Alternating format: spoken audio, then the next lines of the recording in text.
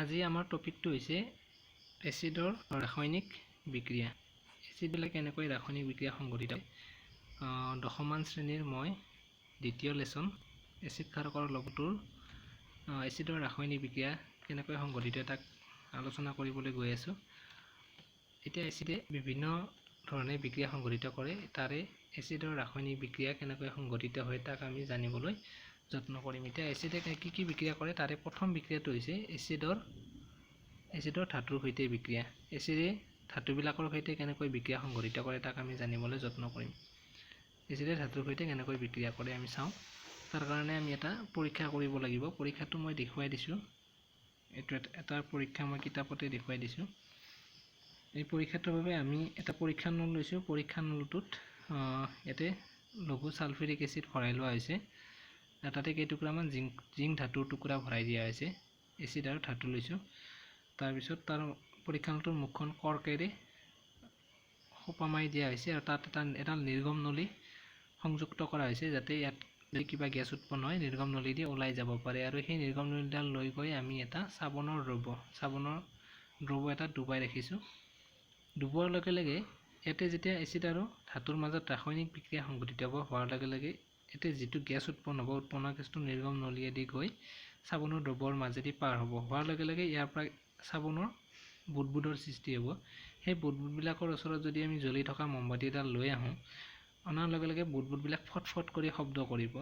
এতিয়া ফটফট কৰি শব্দ কৰা গেছ হৈছে হাইড্ৰজেন গেছ। মানে হাইড্ৰজেন গেছ জ্বলিলে ফটফট কৰি শব্দ উঠে।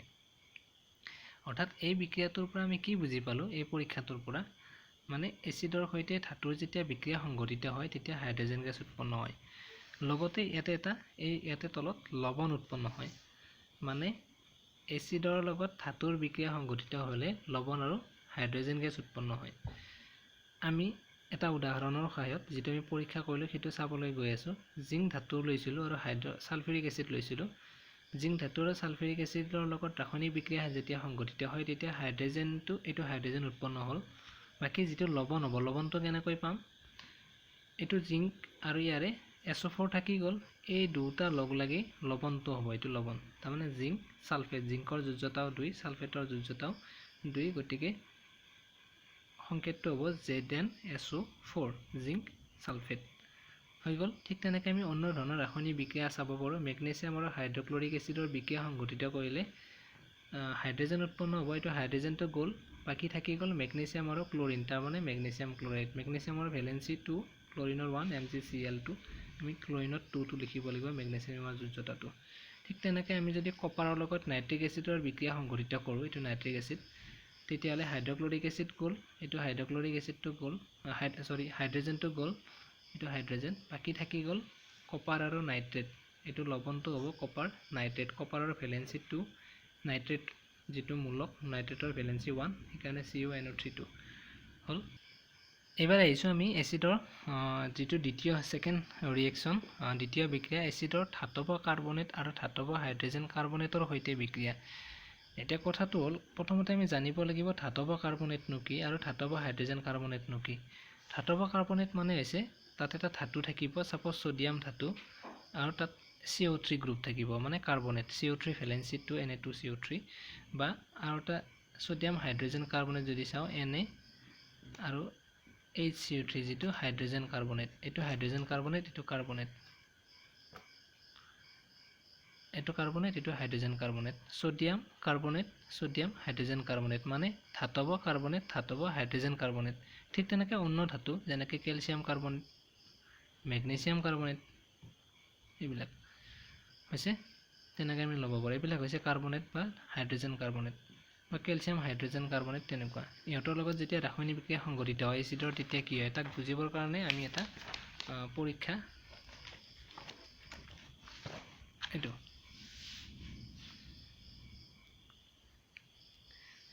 ইয়াতে এটা পৰীক্ষা নল লোৱা হৈছে। পৰীক্ষা নলটোত ধাতৱ কি লৈছে, লঘু হাইড্ৰক্লৰিক এচিড লৈছে আৰু তাতে ছ'ডিয়াম কাৰ্বনেট ভৰাই লৈছে। ইহঁতৰ মাজত যেতিয়া ৰাসায়নিক বিক্ৰিয়া সংঘটিত হ'ব, উৎপন্ন হোৱা গেছটো ওলাই যাবৰ বাবে এটা নিৰ্গম নলী লৈ গৈ কেলছিয়াম কাৰ্বনেট হাইড্ৰক্সাইডৰ দ্ৰৱৰ লগত সংযুক্ত কৰা হৈছে। কেলছিয়াম হাইড্ৰক্সাইড মানে যিটো চূণৰ পানী। এতিয়া ইয়াৰ পৰা ওলাই যোৱা গেছটোৱে এই চূণ পানীখিনি ঘোলা কৰা দেখা যায়। এতিয়া কি গেছে চূণ পানী ঘোলা কৰে সেই গেছটো হৈছে কাৰ্বন ডাই অক্সাইড মানে গোটেই ৰাসায়নিক বিক্ৰিয়াটোত আমি এটা কথা গম পাওঁ যে কি গেছ উৎপন্ন হয় কাৰ্বন ডাই অক্সাইড গেছ লগতে এই বিক্ৰিয়াটোত লৱণ উৎপন্ন হয় আৰু পানী উৎপন্ন হয় তাকে দেখুৱাইছোঁ ধাতৱ কাৰ্বনেট ধাতৱ হাইড্ৰজেন কাৰ্বনেট যিয়ে নহওক যেতিয়া এচিডৰ সৈতে বিক্ৰিয়া কৰে তেতিয়া কি উৎপন্ন হয় লৱণ যোগ পানী যোগ CO2 কাৰ্বন ডাই অক্সাইড উৎপন্ন হয় এই তিনিটা বস্তু উৎপন্ন হয় এতিয়া আমি উদাহৰণ লৈছোঁ সোডিয়াম কাৰ্বনেটে হওক বা সোডিয়াম হাইড্ৰজেন কাৰ্বনেট হাইড্ৰক্লোৰিক এচিডৰ সৈতে বিক্ৰিয়া কৰিলে কাৰ্বন ডাই অক্সাইড হ'ল পানী হ'ল আৰু লৱণটো কেনেকৈ আমি গম পাম CO3 পৰা CO3 আৰু HCO3 যিখিনি আছে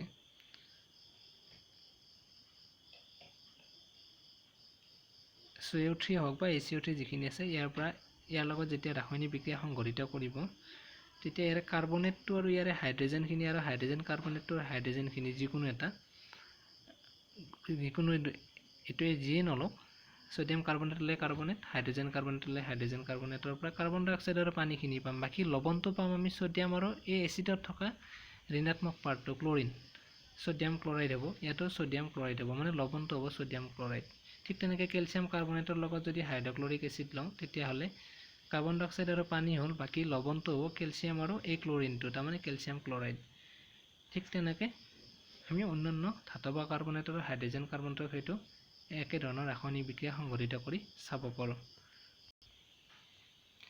এতিয়া আহিছোঁ আটাইতকৈ ইম্পৰ্টেণ্ট যিটো ৰাসায়নিক বিক্ৰিয়া সেইটো হৈছে এচিডৰ ক্ষাৰকৰ সৈতে বিক্ৰিয়া ক্ষাৰক মানে হৈছে ক্ষাৰকবিলাকত সাধাৰণতে হাইড্ৰক্সাইড থাকে OH সকলো ক্ষাৰকতে OH থাকে আৰু এটা ধাতুৰ সৈতে হাইড্ৰক্সাইড লগ লাগি ক্ষাৰকবিলাক গঠিত হয় যেনেকৈ sodium hydroxide potassium hydroxide magnesium hydroxide এই গোটেইবিলাকে হৈছে ক্ষাৰক এই ক্ষাৰকবিলাকৰ সৈতে এচিডৰ যেতিয়া ৰাসায়নিক বিক্ৰিয়া সংঘটিত কৰা হয় তেতিয়া কি উৎপন্ন হয় এটা আমি সাধাৰণ যিটো নলেজ আছে যে আমাৰ যদি এচিডিটি হয় তেতিয়াহ'লে আমি সাধাৰণতে ক্ষাৰ খাওঁ বা ক্ষাৰ জাতীয় বস্তু খাওঁ বা যিবিলাক আমি এণ্টাচিড খাওঁ এণ্টাচিডবিলাকত গোটেইবিলাকতে ক্ষাৰক থাকে সোডিয়াম হাইড্ৰক্সাইড হওক মেগনেছিয়াম হাইড্ৰক্সাইড এই ক্ষাৰকবিলাক থাকে ইয়াৰ কাৰণটো হৈছে এচিড আৰু ক্ষাৰে পৰস্পৰৰ মাজত যেতিয়া ৰাসায়নিক বিক্ৰিয়া সংঘটিত হয় তেতিয়া এটা আনটোৰ গুণ নাইকিয়া কৰে অৰ্থাৎ প্ৰশমিত কৰি লৱণ আৰু কি উৎপন্ন কৰে পানী উৎপন্ন কৰে লৱণ আৰু পানী উৎপন্ন কৰে এই বিক্ৰিয়াটোক প্ৰশমন বিক্ৰিয়া বুলিও কোৱা হয় মানে এচিড আৰু ক্ষাৰকৰ মাজত ৰাসায়নিক বিক্ৰিয়া সংঘটিত হ'লে পৰস্পৰৰ গুণ নাইকিয়া কৰে তাৰমানে এটা আনটোক নিউট্ৰেলাইজ কৰে